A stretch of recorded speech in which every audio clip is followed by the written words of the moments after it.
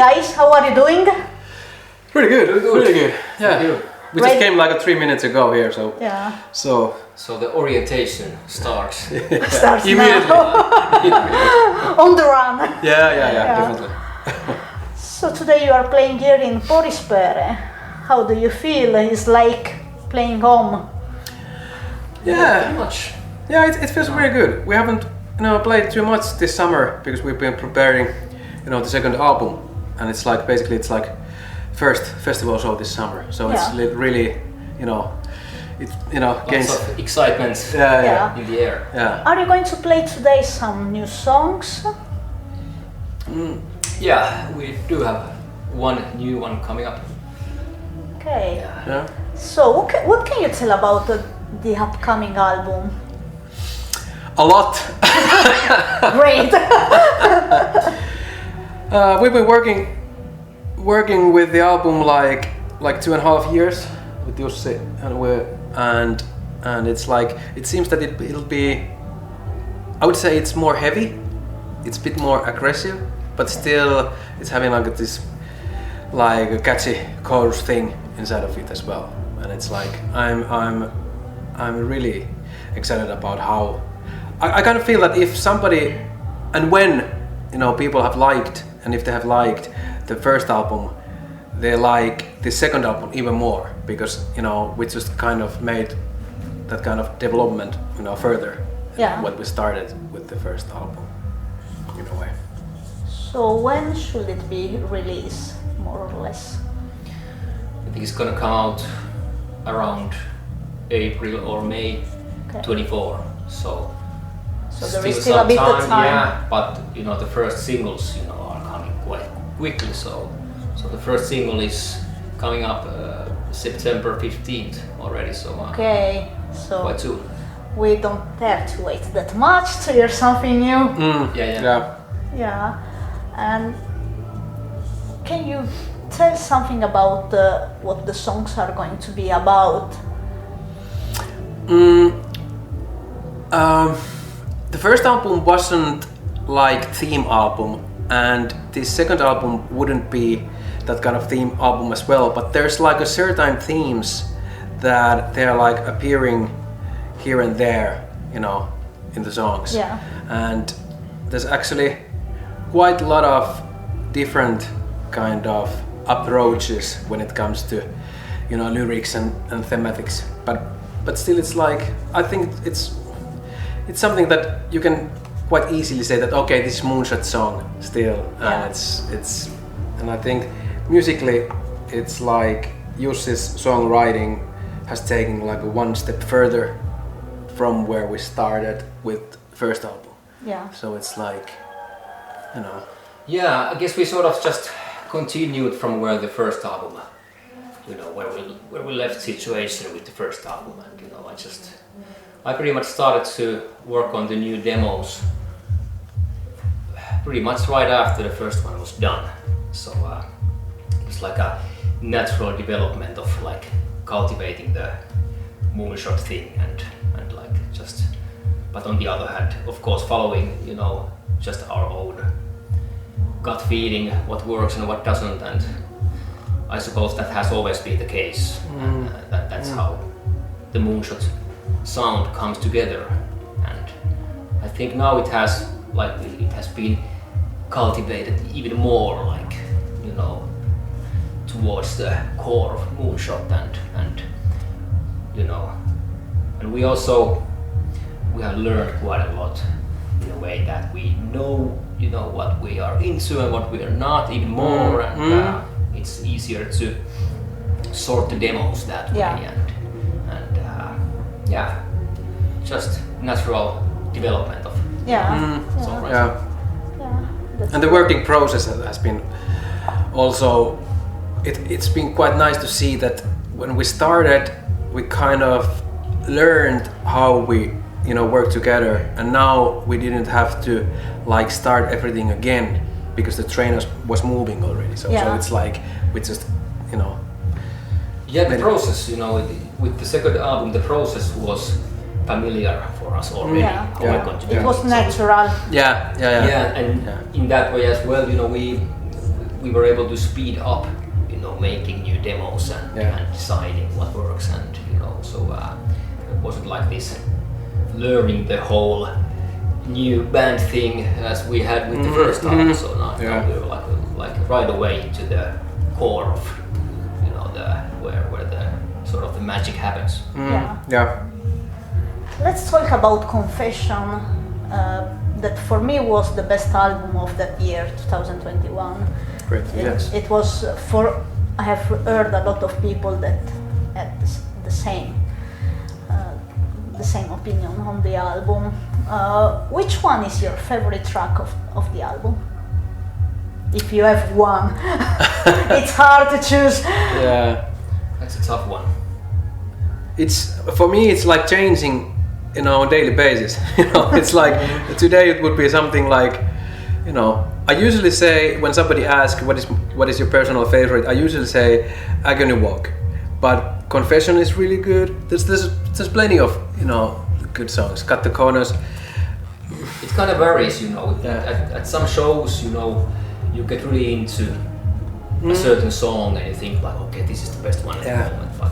But when it comes to the big picture, for me, I think I would have to say Confession, the title track. Yeah. And now when we rehearsed earlier this week, I kind of found myself in a position in where I liked Big Feelings really, really, much. It felt really good, and it's like, because it's having that kind of, it's standing out from the album in a way for me, because it's having like a different flavor than the other songs. Yeah, and for me, Second Chance is like right in the top as well. Yeah, I think that every song when you play live has a different emotion inside of you. Grow a different emotion inside of you. Yeah, true that. And also for the people, because everyone has its own song, the one that the person gets emotional and Okay, let's talk about gigs, because you have been touring quite a lot in Germany, actually. You were last spring with Cyan Kicks. Yep. How was the tour? It was really good. Yeah, surprisingly good. Of course we had, we had some reservations with our slot and being the first band in the bill, and like being a bit worried that would the audience actually be in when we play and all these things. But it turned out really well, and for some reason in Germany, many times people actually they are standing in line when the door opens, when the club door opens. In Finland, people come in very late, Yeah. But there, the situation was different, at least with this tour. So everybody was in when we played, and shows were really good. So actually, now that you mention, in Finland people don't line up, except some teenagers, maybe for some certain artists. Yeah. But otherwise, people come with their time. There's always a line outside, like 5 minutes before the band starts in Finland. And I remember when I was living in Italy, I went to see Sonata Artica, Stratovarius, or you name it. And I was there, if the gig was starting at 8 in the evening, then I was at 4. Because I was trying to get in the first row, also because I'm short, so I can see nothing. But there were always a lot of people, and that's a great and feeling. everybody running inside like crazy. That's cool. And Cyan Kicks audience was really open-minded for our stuff as well, and then there was actually a third band as well, Bobby Lies, and they turned out to be really cool guys, and the whole, it was like this whole big family. Whole big family of the tour was like really great people and friendly, and so kind of there wasn't any tension. Made a lot of new friends. So it's always nice when everything works on tour with other bands and the crew fans around. And also I think Cyan Kicks fans, they must be open-minded, because also Cyan Kicks music as a lot of influences. So Yeah, maybe. Yeah. That makes sense. Yeah, yeah. But you are going on tour next fall also. Is it around Europe, right? It's in Germany. Germany. In Netherlands. A couple of shows as well. Yeah. With the New Roses. Yeah. From Germany, yeah. So it's from October to December, right? Yeah, there's like three a bit shorter legs, you know. Yeah. Yeah, and it's happening pretty much same time that we're starting to release singles. So we thought that it would make perfect sense to make this kind of a step to the it. So it's a perfect timing for us, and it's a great band as well. So we're having really high hopes what's going to happen. Yeah. So let's hope that you get even more fans. And talking about your fans, you post on the social media that you were looking for fans on this show and tomorrow's show. So do you get those fans to reply on those?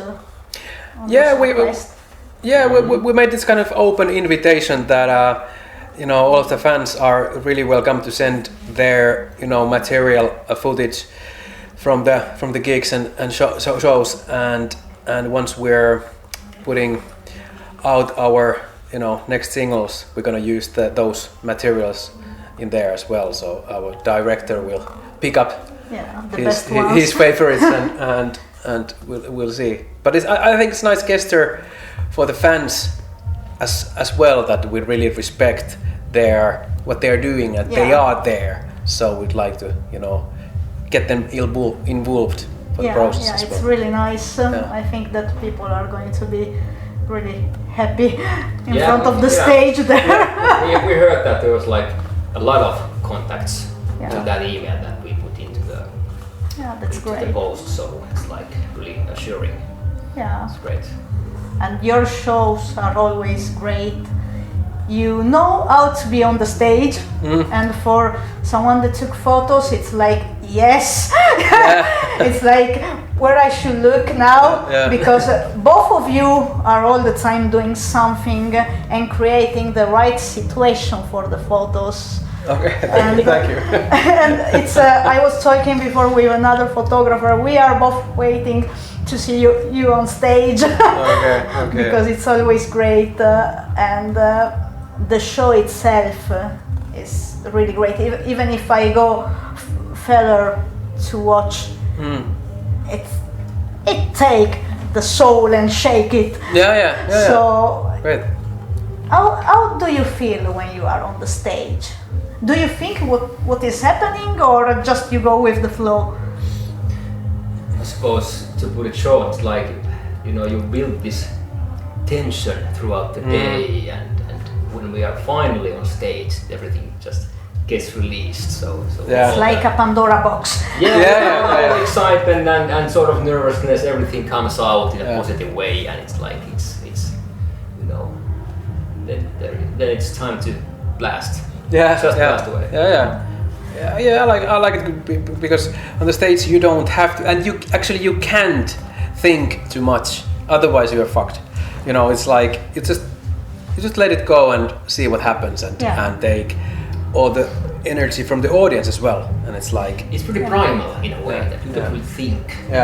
Just you do your thing, so just like as you feel. Muscle memory takes over, and you just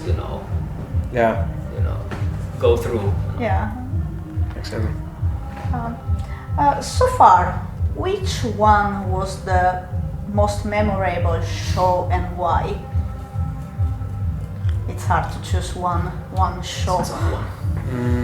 But if there is one.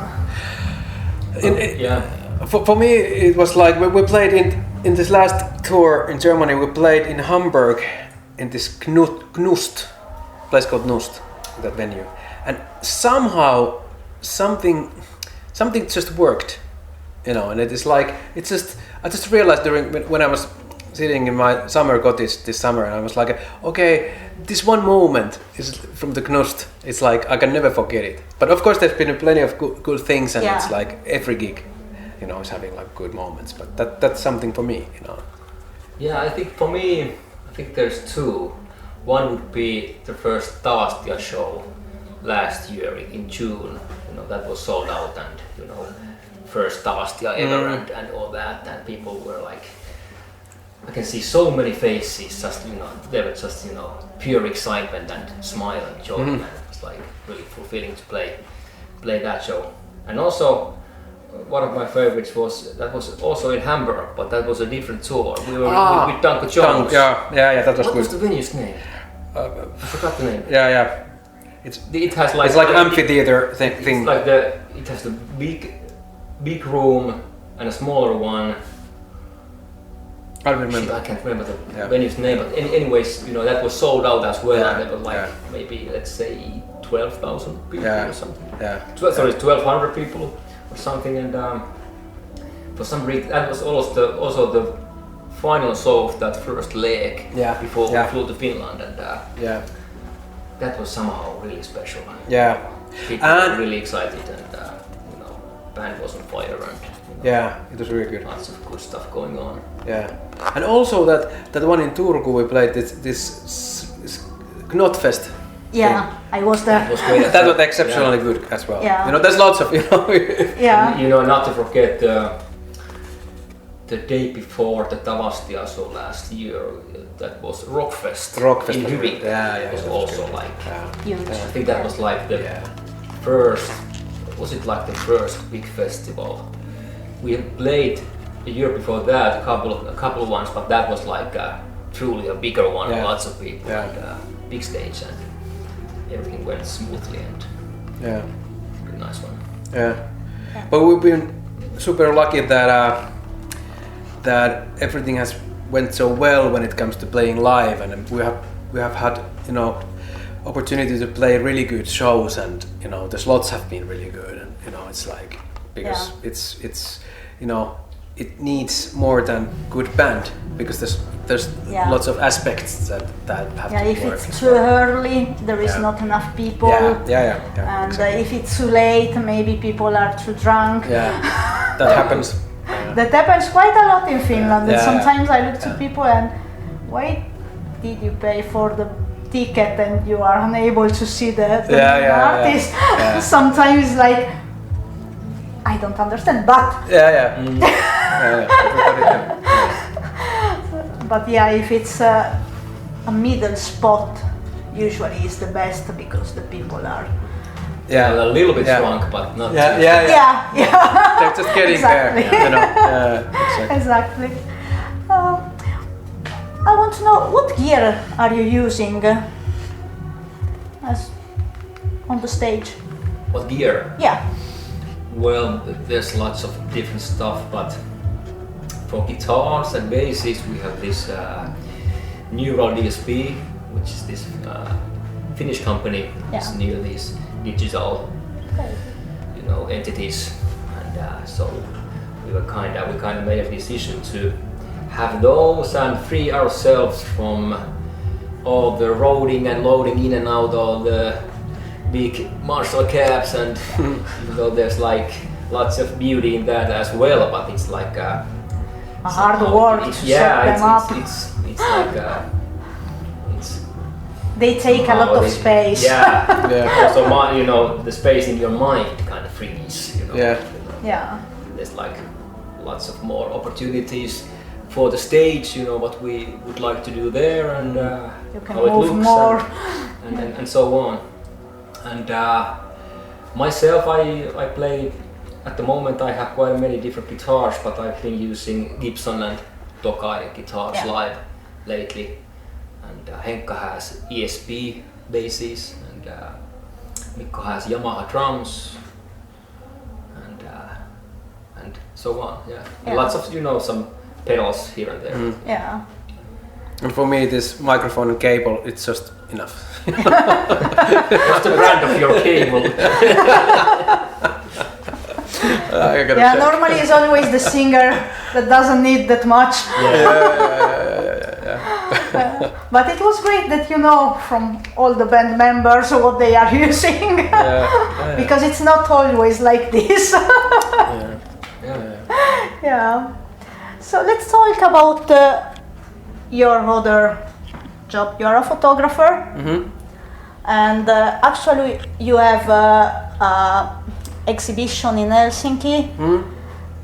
Tell us something about this exhibition. It's still up until the end of October, right? Late October, early November. Yeah, it's called Singing Icons. It's like portraits of Finnish singing icons. So it's like I've been working as a freelance photographer like some 20 years now, and it's like I kind of splitting my time cutting in half in music and this photographing thing. And yeah, I just wanted to make like some kind of statement that what I have done, you know, up to this point, and make this kind of a statement. Okay, this is where I'm at when it comes to photographing and what is happening next. And then it's like, you know, it in a way it's just kind of happened at the same time that we were, you know, writing this second album. So it's like those kind of processes, they were like tying together in a way. So it's felt really good and yeah. And I must say it's you know, it's a great blessing that actually we have a guy in the band, Ville, who has like this like really, you know, cultivated eye for you know just photos and videos and aesthetics around that, and how they actually what you actually need to do to actually make those great shots happen, and so on. And of course, like all the visuals and so on. So that has always been a big part of Moonshot. It's, you know, it doesn't happen like itself, you know. So usually bands need some, you know, someone outside. People outside from the band to help them out. But you know, we have the know-how in the band, so it's really and it's cool really thing. It's really like fruitful dialogue that we're having. I'm just, you know, suggesting, you know, something to guys, and then they're like commenting things, and it's like I think that we have found like this Moonshot, how Moonshot should like, you know, should look, and how what it is about. It's like when it comes to like visual things. Yeah, you know, the synergy is great things. You know, I personally, I'm the guy who, you know, writes the music mainly. You know, of course Ville does lyrics, but still. Otherwise, so but there's this other side, you know, the visuals, which is a huge part of things. So and nowadays synergy is really good, you know, inside the band. So. And nowadays it's really important because of social media. You need to get the people to watch that image because otherwise they scroll. You should work on it from day one, you know, because people check you out and they. You know, they think something and they make a decision, sort of. And if you want to turn their heads later, it's not easy. That's it's true. important to have like you know, the red line, you know, how you want to be presented. And I think also with your logo, the graphic. I think that when I heard from Moonshot for the first time, I think it was from Facebook, and I don't know from where, but that just captured my attention. And then I was okay. Now let's put the follow. Let's see what's going to happen. Without knowing what's going to happen, of course. But if something talks to you, then it's easy to. And luckily we have had this Rami graphic designer, this Rami Mursula. And Sami Joensuu, video director, who's actually working here as well today. So it's like it's good to have them, you know, those guys on board as well. So we have, you know, built this whole thing together with them as well. Yeah, it's great to have this team of like really hardcore professionals around us. So it's not like something we take for granted. So it's really special. Yeah, that's great. Okay, we have done with this interview. Thank you so much for your time. It was a pleasure to meet you again. Yes, likewise. You too. And do you want to say something to your fans and our readers? Hi guys. Hello. So there's gonna be some new Moonshot music and stuff coming out soon. So hopefully you guys check them out and keep on thinking that we might actually be okay. Stay loud. Kiitos.